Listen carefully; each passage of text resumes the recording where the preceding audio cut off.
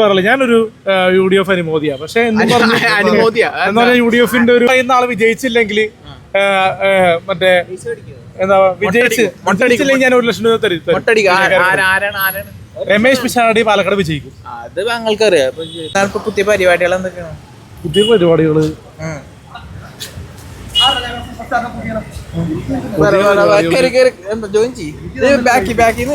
എന്താണ് പുതിയ പരിപാടികൾ?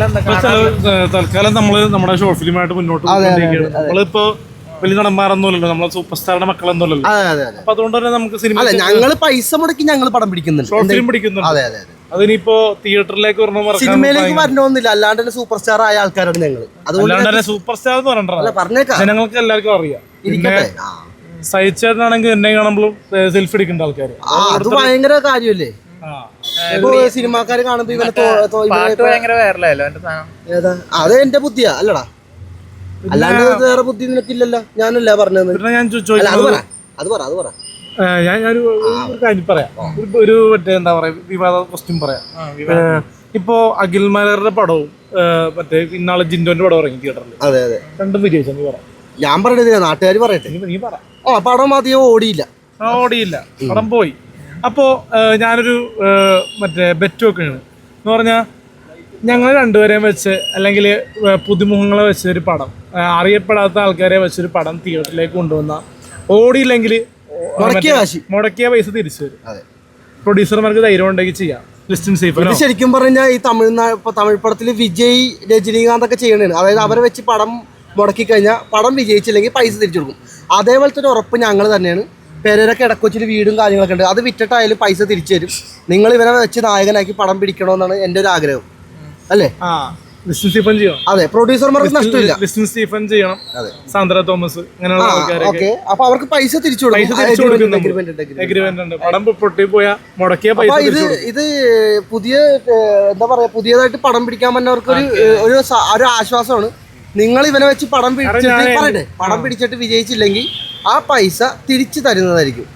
ഒരുപാട് പേര് കമന്റ് ബോക്സിൽ ചോദിക്കുന്നത് പെരേരയുടെ ഒരു പടം വന്നു കഴിഞ്ഞാൽ പടം ഹിറ്റ് ആയിരിക്കും എന്ന് പറയുന്നുണ്ട്. പക്ഷെ അങ്ങനത്തെ ഒരു പടം നമ്മൾ പ്രൊഡ്യൂസർമാർ കാണുകയാണെങ്കിൽ, ഇപ്പോൾ ബാബു മൂവീസ് കാണുകയാണെങ്കിലും സ്റ്റീഫൻ ആണെങ്കിലും അങ്ങനെ ഒരുപാട് പ്രൊഡ്യൂസർമാരുണ്ടല്ലോ. ഇപ്പോൾ ഗോകുലേട്ടനാണെങ്കിലും ഒരുപാട് പ്രൊഡ്യൂസർമാരുണ്ടല്ലോ. എന്റെ ചോദ്യം ഇത്രേ ഉള്ളൂ, എത്ര പേര് സിനിമ പിടിച്ചിട്ട് ആ പൈസ തിരിച്ചു കൊടുത്തു? അലൻ ജോസ് പെരേര എന്ന് പറഞ്ഞ ആള് പൈസ പടം പിടിച്ചിട്ട് ആ പടം വിജയിച്ചില്ലെങ്കിൽ ആ പൈസ എത്ര കോടി, ഇപ്പൊ 1 കോടി രൂപ വെച്ചാണ് അലൻ ജോസ് പെരേരനെ വെച്ച് പടം പിടിക്കണമെങ്കിൽ 1,10,000 രൂപ തിരിച്ചു കൊടുക്കും. അത് ഉറപ്പാണ്. ഹിറ്റായി തിരിച്ചു കൊടുക്കണ്ട, ലാഭത്തിന്റെ പകുതി. മെയ് 14 റിസൾട്ട് വരെയാണ്.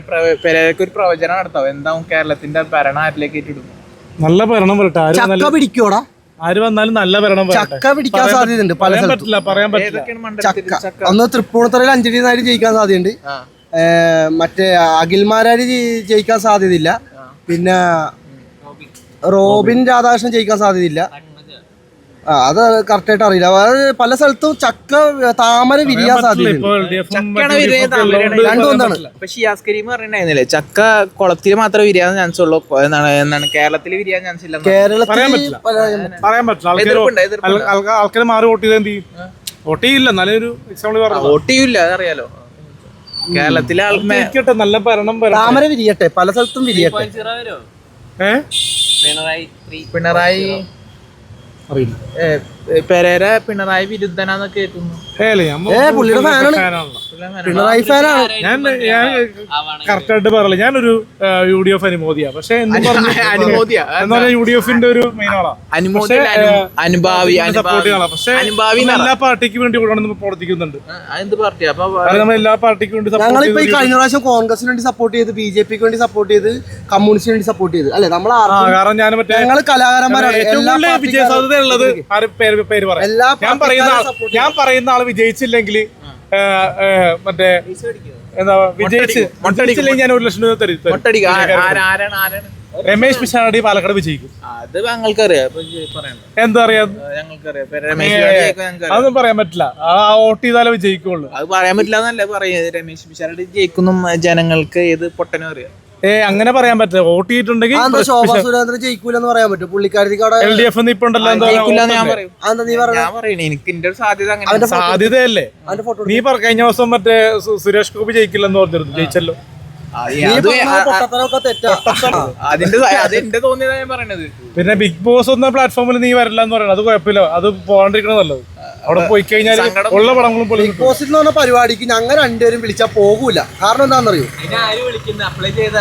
പോയി വിളിച്ചിട്ടുണ്ടായിരുന്നല്ലോ അല്ലേ? വിളിച്ച് ഇത് ചെയ്തിട്ടുണ്ടായിരുന്നു, ഇന്റർവ്യൂ ചെയ്താ സെലക്ട് ആയില്ല. അപ്പൊ രമേശ് പിഷാരടി തോറ്റാല് അലൻ ജോസ് 1 ലക്ഷം മീശ അടിക്കാം. 1 ലക്ഷം കുറഞ്ഞ താങ്ക് യു. പോയി പറഞ്ഞു വാക്കിന് വിലയല്ല. പോട്ടെ, ശരി. അറിയുന്നു ചോദിക്കാൻ